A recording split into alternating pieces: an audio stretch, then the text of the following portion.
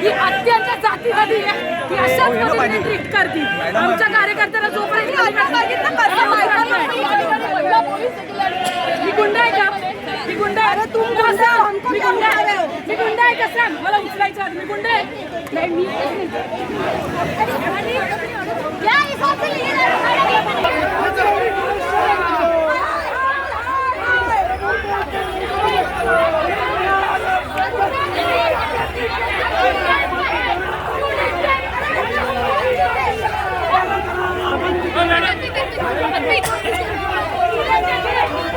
उचल उचल उचल उचल